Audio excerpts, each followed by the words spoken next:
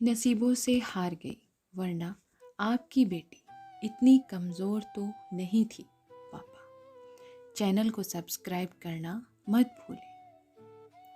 1947 की बात है। पश्चिमी पंजाब की हवा मुसलमानों के दबदबे से भारी पड़ गई थी। इतनी भारी कि बेचारे अल्लाह रखे के लिए उसमें सांस लेना भी कठिन हो गया था। अल्लाह रखा मुसलमान नहीं था, केवल अपनी जान बचाने के लिए इस्लाम के घराने में चला गया था। फसादों में जब उसके और बहुत सारे पास पड़ोसी मारे गए तो उसमें मुसलमान बन जाने की विनती की। उन लोगों ने उसका नाम अल्लाह रखा रख दिया था, क्योंकि यदि अल्लाह उसको न रखता तो उसे भी मौत के घाट उतार दिया जाता। जान बचाकर अल्लाह रखे को अब अपनी जान संभालनी मुश्किल पड़ रखी थी। घेरे में बंद किसी जंगली हिरण की तरह उसका दिल उड़ता रहता था। धरती छोड़कर वह जाए तो कहाँ जाए। सारे आदमी, घर, दीवारें और सड़कें उसको अपनी दुश्मन लगती। तपती भूमि पर चल रहे किसी आदमी की तरह उसका पैर कहीं जमकर नहीं पड़ता और वह चौकन्ना चौकन्ना सा डोलता रहता। शहर आदमियों से भरा पड़ा था, पर वह किसी के साथ अपना मन नहीं मिला पा रहा था। पर कुछ आदमी खराब हैं तो कुछ अच्छे भी हैं, पर कोई आदमी उसका अपना नहीं था। अपनी नई रोटी, नए कपड़े, अपनी अब वाली सूरत और ऊब वाले साथी, उसे कुछ भी तो अच्छा नहीं लगता था। बस एक वह था और एक उसकी पत्नी। दोनों बैठकर वहां से निकल जाने की तरकीबें सोचते रहते। उन्हें अपने बच्चों से भी डर लगता था, कहीं घर में सुनी कोई बात बाहर उनके मुंह से ना निकल जाए। उन दिनों मैं पाकिस्तान में इस तरह के फंसे हुए लोगों को निकालने में लगा हुआ था। एक दिन उसे घूमते मुझे देखा तो एक और कोने के लिए इशारा किया। मैं वहीं जाकर खड़ा रहा, पर वह नहीं आया। वह मुझसे बातें करते हुए भी डरता था। शायद वहां खड़ा हुआ देखकर ही कोई उसे गोली न मार दे। 2 दिन के बाद वह फिर मिला, पूछने लगा, 3 घंटों के बाद कहीं मिल सकते हो? मैंने कहा, तुम कोठी पर आ जाना। उसका मतलब साफ था, वह हिंदुस्तान जाना चाहता था। 3 घंटों के बाद कोठी पर आ गया और हम कुछ फौजियों को लेकर एक ट्रक में बैठकर उसके घर की ओर चल दिए। जब हम उसके मोहल्ले में पहुंचे तो उसे मेरे साथ बैठे देखकर लोगों को बहुत क्रोध आया। मेरे साथ बैठने का अर्थ वे तुरंत समझ गए कि वह पाकिस्तान छोड़कर हिंदुस्तान जा रहा है। लोग इसे अपने साथ विश्वासघात समझते थे। आखिर अल्लाह रखा उन थोड़े से लोगों में से था जो अपनी ज़बान पर एतबार किया जाने के कारण बच सके थे। उन्होंने उसे इसलिए तो नहीं छोड़ा था कि वह कुछ दिनों के बाद ट्रक में बैठकर हिंदुस्तान चला जाए। उसका इस प्रकार बदलना उनको बड़ा अपमान लग रहा था। उनके चेहरे पर क्रोध देखकर तो अल्लाह रखा का भी रंग उड़ गया था। उनकी त्योरियों से डरना उसका स्वभाव बन चुका था। जो गली उसके मकान को आती थी वह कुछ तंग थी और उसमें मोटर तो जा ही नहीं सकती थी। ट्रक को सड़क पर खड़ी करके हम उसके घर गए। भीतर उसकी पत्नी डर से सिकुड़ी हुई बैठी थी। उसके डर का मैं अच्छी तरह अंदाज़ा नहीं लगा सकता था। जितनी सस्ती मनुष्य की जान उसकी आंखों के सामने होती रही थी, उतनी मेरी आंखों के आगे नहीं हुई थी।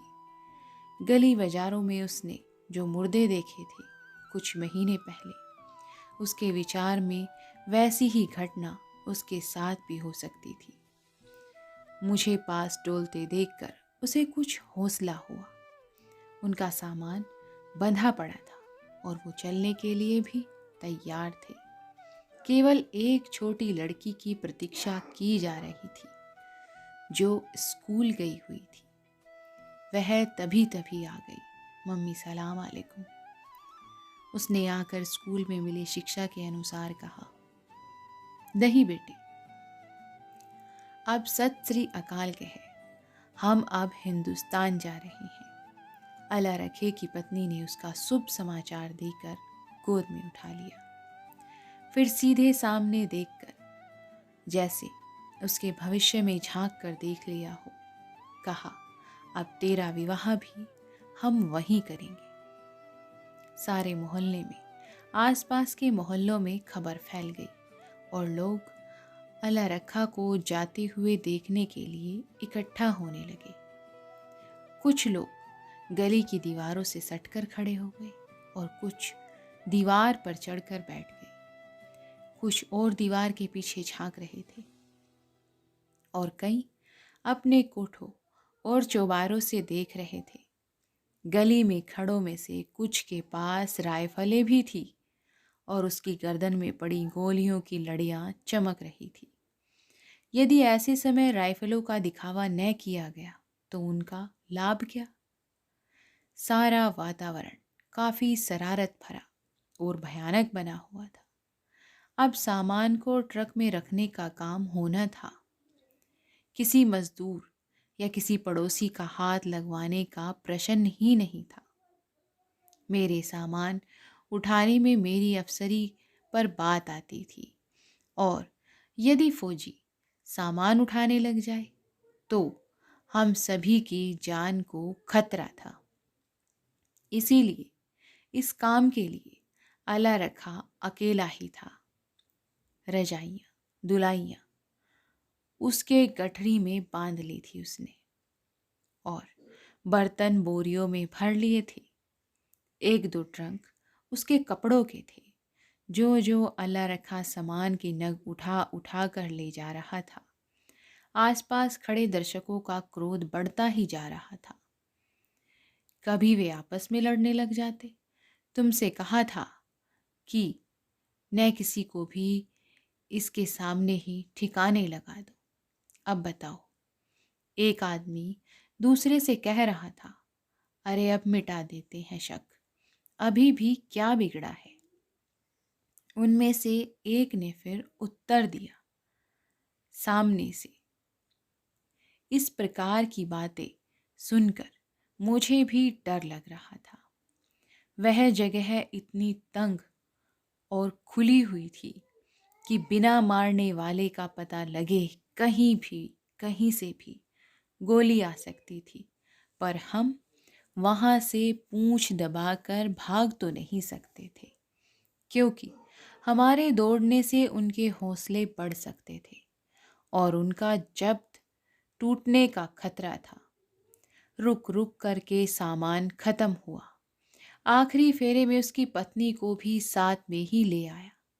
मेरी समझ में अब उनके बेकाबू होने के पहले हमारे पास केवल इतना ही समय था कि हम ट्रक में बैठकर अब निकल जाएं। बस इतना ही समय बचा था। ट्रक में बैठने से पूर्व अल्लाह रखा की पत्नी ने सामान पर निगाह फेंकी। कुछ चीजें तो उनमें नहीं थी। वह गागर और बटलोई नहीं लाए तुम? वह काहे में बंधी हुई थी मुझे नहीं पता है। बंधी तो नहीं थी, वो तो ऐसे ही रखी थी, तुमने देखी नहीं। वह नहीं आ सकती अब।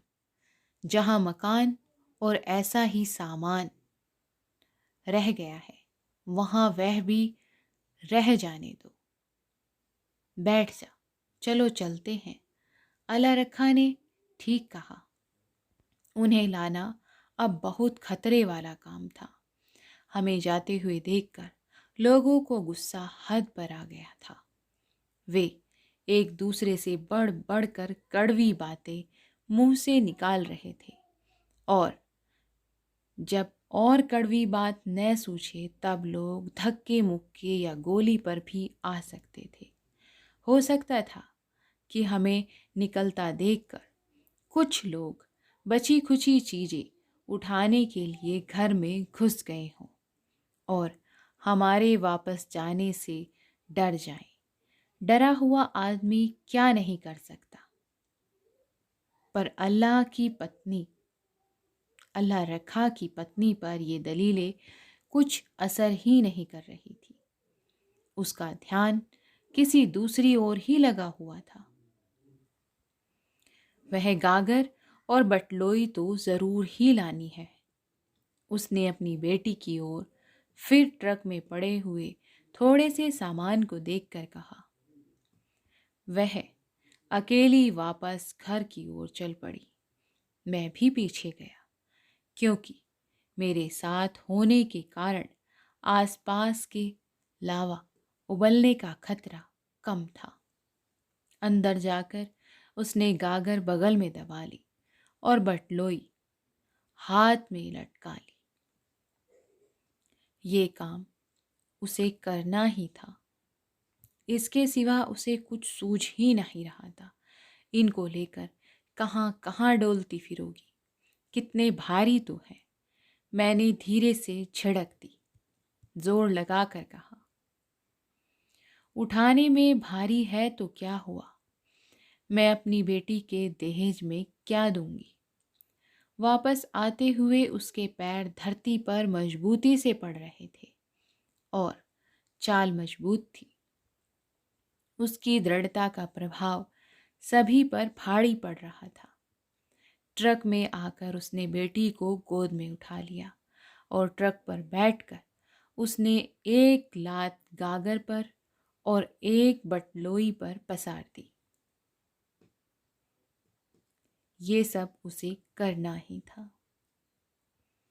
तो दोस्तों, ये एक बेटी के दहेज की कहानी थी, जो एक माँ का संघर्ष था। तो आपको ये कहानी कैसी लगी, कमेंट्स करके ज़रूर बताएं। चैनल को सब्सक्राइब करना मत भूलें।